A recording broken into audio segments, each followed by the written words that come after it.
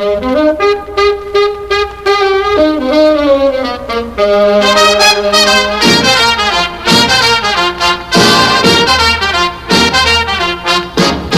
truth behind the Holocaust, the mass genocide of Jewish generations, revealed the extent to which Nazis went to exterminate Jewish people from the planet, which ultimately led to the global rewriting of basic human rights. Anti-Semitism is a continuing collective hate and hostility towards Jewish people.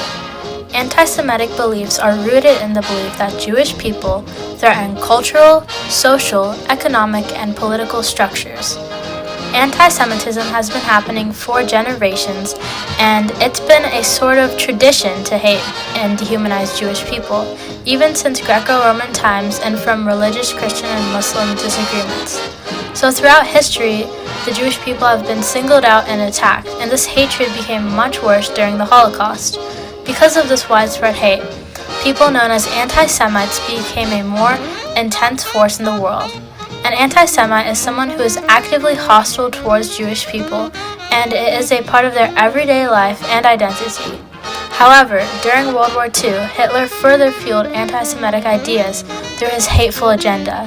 Hitler's hatred of Jewish people was because of the generational hate for Jewish people in Europe, exposure to anti-Semitic ideas in Vienna, and the belief that Jewish people were to blame for all of the problems in the world. And so, he became like an anti-Semite, using ideologies that made Jewish people appear as inferior and as a dangerous race, when in reality, Judaism isn't a race, it's a religion.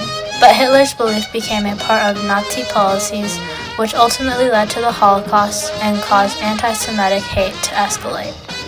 Anti-Semitism fueled the creation of extermination camps with Hitler's ideologies, as well as previous anti-Semitic ideas. So how did Nazi extermination camps have a major impact on the change of global human rights after World War II in the mid-20th century? It swallowed Czechoslovakia. It invaded Poland. It invaded Norway. Without warning, it overran Holland and Belgium. When you switch on a lamp today, it's almost impossible to imagine that lampshades were once made from real human skin during World War II in Germany, a daunting reminder of what humanity was capable of doing to generations of Jewish people in extermination camps. The Nazis created extermination camps to exterminate, imprison, and mistreat the Jewish people. Kalmano, Belzec, Sobibor, Treblinka, Majdanek, and Auschwitz-Birkenau were the 6 extermination camps used to commit the mass genocide of the Jewish people. Auschwitz-Birkenau was the most dangerous extermination camp due to the deaths of 1 million people there alone. The first extermination camp opened in December of 1941, and these camps continued until January of 1945, but most did not stay for all those years.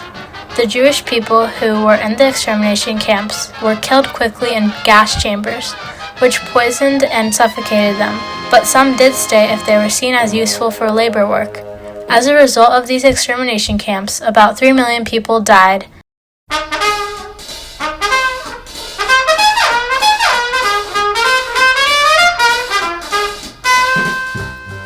The violence, discrimination, and genocide of the Jewish people showed the world the extent of the cruelty of what was happening.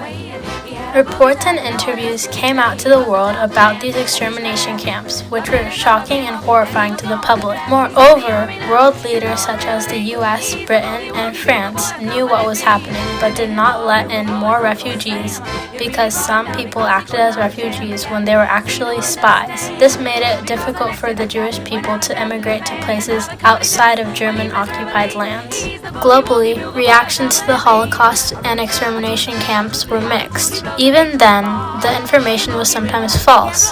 Leaders of Jewish ally countries disliked the events of the Holocaust, but were more concerned with winning the war. In 1938, 32 countries met to discuss the Holocaust.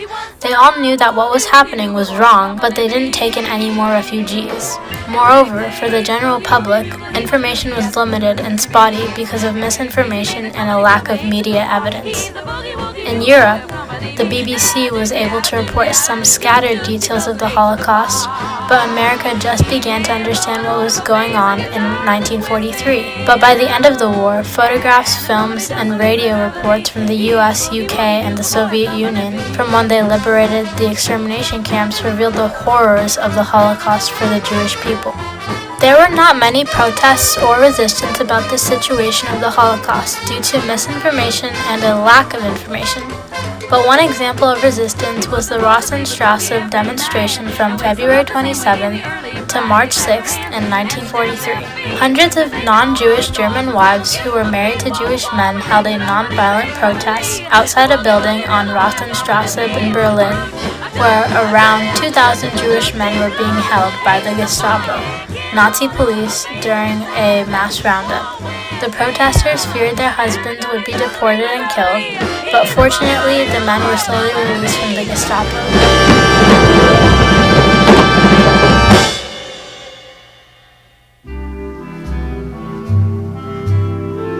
After the end of World War II and the liberation of the people in the 6 extermination camps, there were several ways the Nazis were held accountable for their brutality, as well as laws to put an end to anti-Semitism. The United Nations, or the UN, was established after World War II in 1945 to prevent wars, protect human rights, and maintain international law, as well as prevent events like the Holocaust from happening again. The Nuremberg trials prosecuted top Nazi leaders for Holocaust war crimes, crimes against peace, and crimes against humanity. These trials happened from 1945 to 1949. 21 out of the 24 Nazi leaders were on trial, causing 161 convictions as well as 37 death sentences.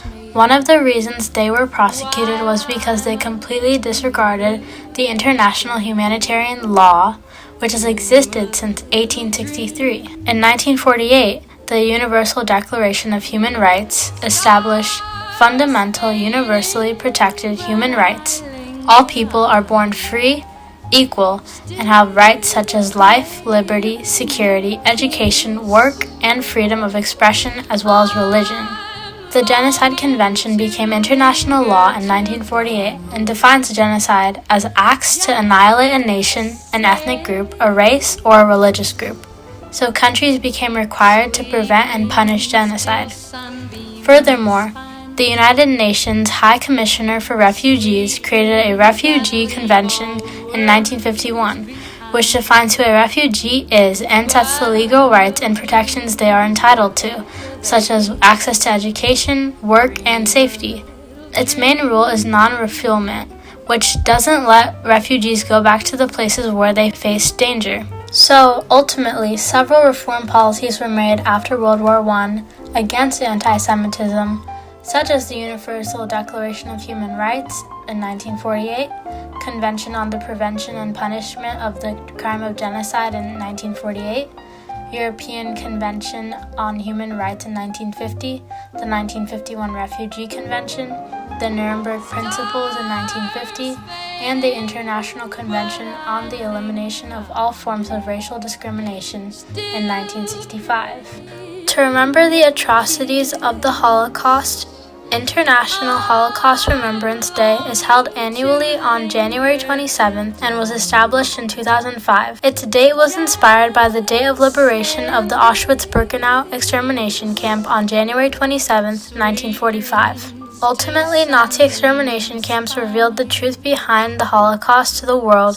and showed how dangerous hatred can become. Once people saw what happened through stories and video evidence, it was clear that a global change in human rights needed to be made to prevent something as drastic as this from happening ever again. So action was taken by creating the United Nations, holding Nazi leaders accountable in the Nuremberg trials, and establishing important human rights laws such as the Universal Declaration of Human Rights, among others.